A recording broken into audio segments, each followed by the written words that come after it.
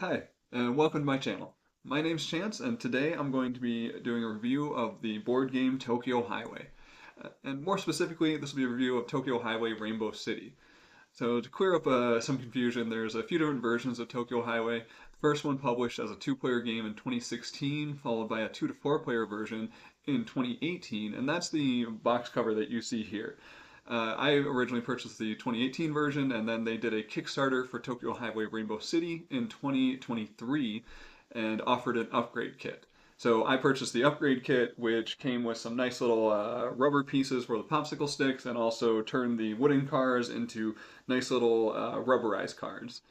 Now, if you after this review, maybe you want to seek out this game, I don't recommend the 2018 version. That came with that basically the popsicle sticks were just wood and the cars were wood, and building the highway system was nearly impossible. So generally, if you tried to go up more than one level, and we'll talk about that in a minute, but essentially you could not get a car to stay on the road. So I definitely recommend that if you do seek this game out, to seek out the new version, the Rainbow City version. Unless you're looking for just some chaotic highway building, that 2018 version is going to be more of a dexterity game because it's just near impossible to get everything to stay where you want it to. Um, so this game it's designed by Shimamoto-san and Tamioka-san, and published by Iten. So that's Itten. Now, this is a game out of Japan, and that's one of the negatives here is that this is only available through the publisher website right now, which means you'll have to pay for international shipping if you're not in Japan. I do believe this is coming over to the States. I just don't know plans on availability or anything. Now, so getting into the game, the overview of this game is that players are going to take turns basically building out their highway system. So each player is going to start with a number of these popsicle sticks, a number of these cylinders to act as their columns to support things, and then also a couple of these yellow cylinder discs. And so on a turn, essentially a player is just going to take a number of cylinders. You always have to build either one higher or one lower than the previous column that you have placed. So that's requiring you to basically go up and down all the time. And the yellow cylinder allows you to break that rule. So if you wanted to build one at an equal height, you could use the yellow cylinder to essentially bypass that rule. And then you'll just take those two pieces, place it extending your road, and continuing your highway system. Now, players will score points by essentially interacting with other players. Each one of these roads, once a player goes over another player's road or underneath, they get to place one of their cute little car meeples on that road. So essentially, by intersecting other players' roads is how you're going to be scoring points, because each one of these cars is going to be worth a point at the end of the game. The there is a little confusion with the scoring sometimes because once a road has been scored, that road cannot score again. So essentially, if another player comes over and crosses that same road, they will not be able to score that road. But if they cross the road of the player that originally scored, so basically you're looking at it as a layered system. So the original road, then the first road that scored, then if another player comes in and crosses that road, then they can score for that road. So each road basically gets one scoring opportunity on it. Now, if a player crosses more than one road at the same time, they will be able to place multiple little car meeples. So they get to place two cars on that road, or three if they manage to pull off that feat.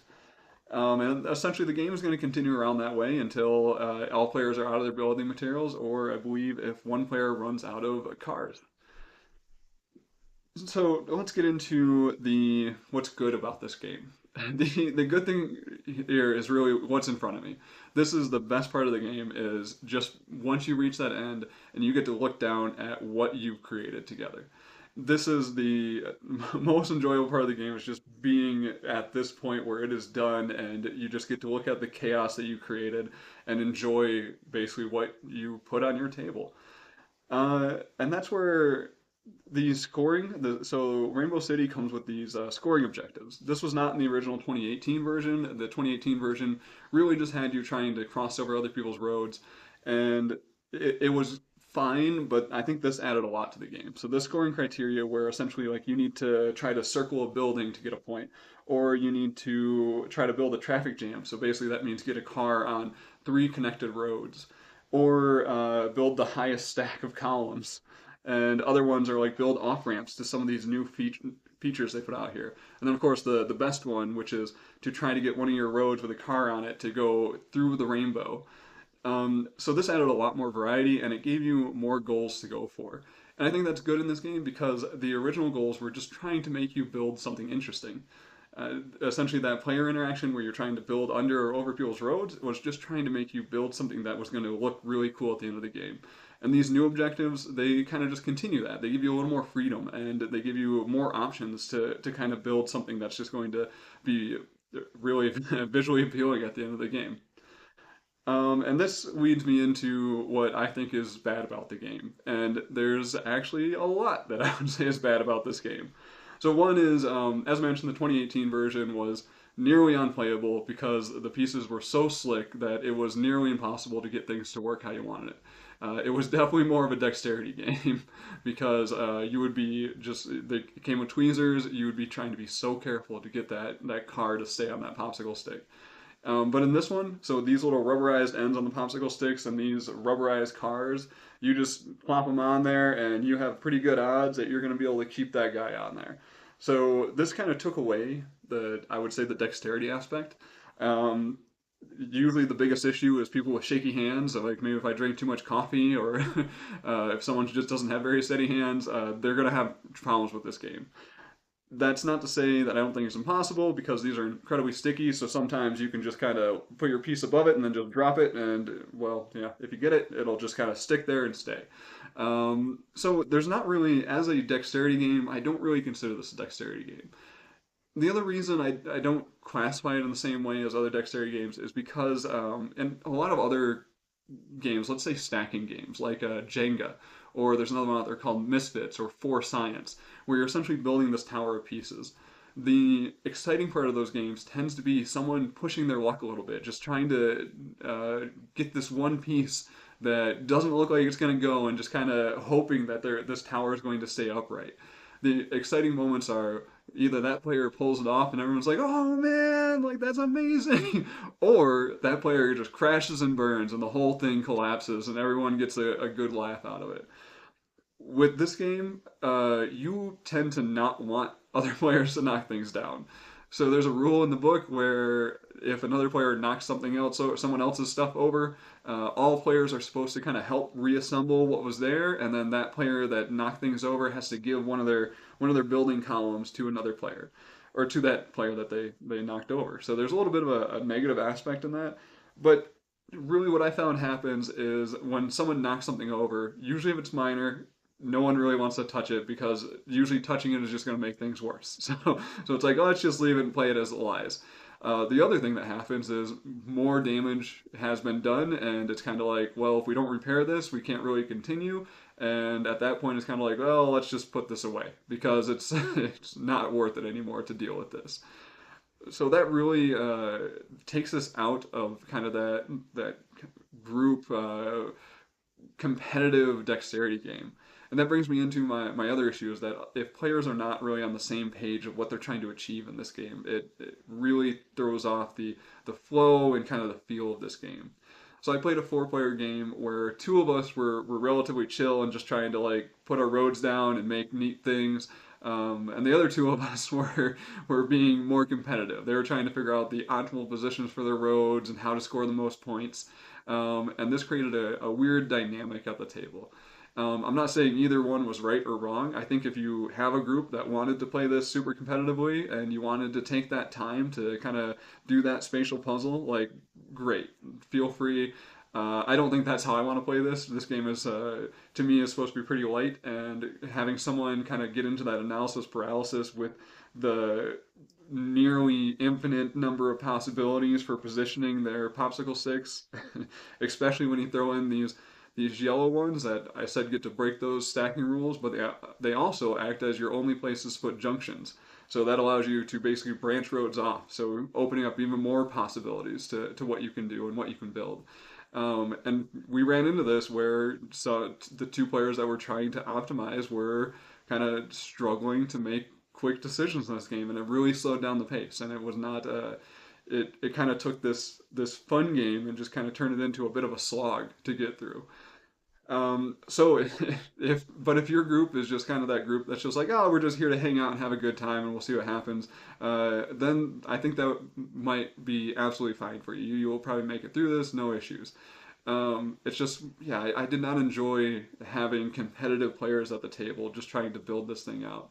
And the other issue is if you have one of those players that likes to be that kind of that chaotic player, especially a chaotic player in a dexterity game, it didn't really mesh in this game all that well because, like I said, you don't really want people to knock things over. So when you have that person that's kind of they're pushing their luck, you're just like sitting there cringing and just being like, please, please don't knock anything over. Just please put your pieces in a better spot. Don't knock this down. Like I don't want to deal with it if you knock this down.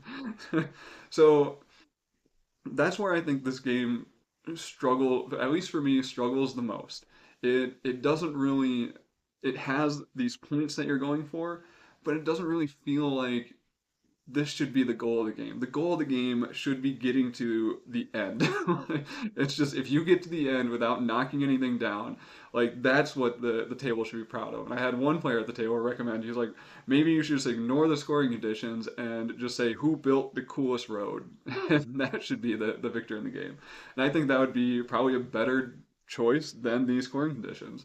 But like I said, these are really here on in Rainbow City to guide people and to kind of force them to create interesting road systems. Now I'm gonna kind of go into where I think this game will work. And for this, I have to bring out a kind of expansion that was there during the Kickstarter. You can also get it on the publisher website. This is Tokyo Highway Solo. So this is a just tiny box of cards. And while I have not actually played this yet, I've read through the rules, and I think this is going to fix everything I don't like about this as a game.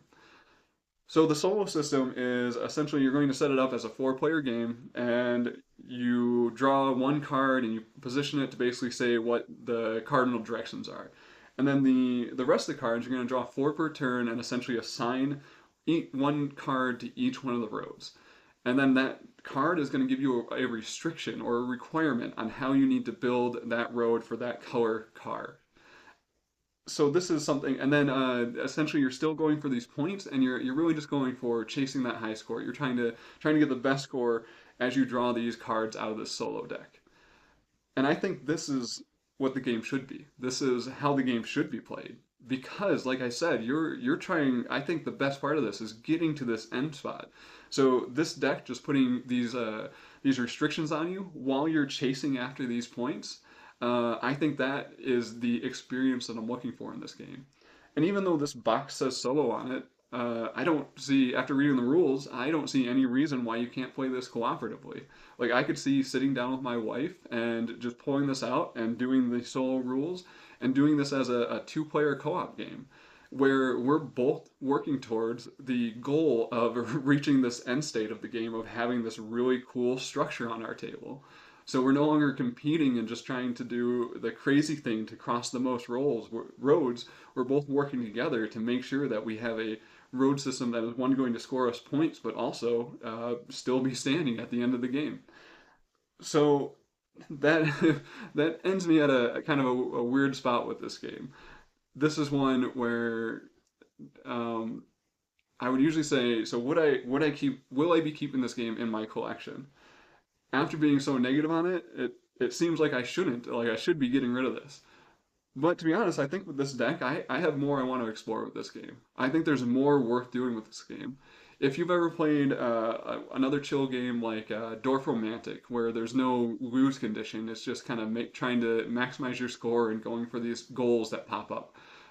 Or another one that I haven't played, but it's another chill one where you can't lose is Mythwind. So these are just like comfort games, right? That you're not really trying. There's no lose conditions. You're just trying to see how efficient and how many points you can get.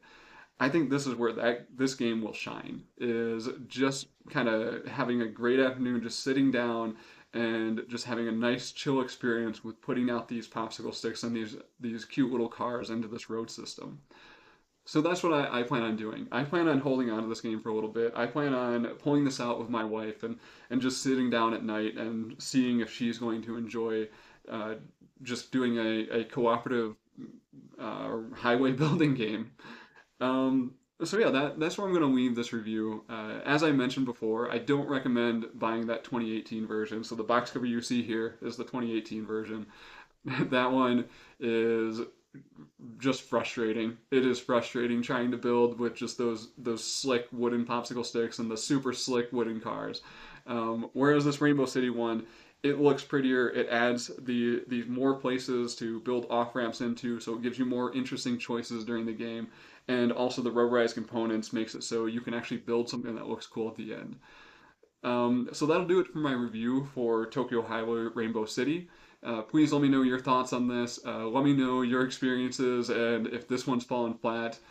And yeah, let me know if you have any questions about this in the comments below. So please like and subscribe, and I will talk to you next time. Thanks.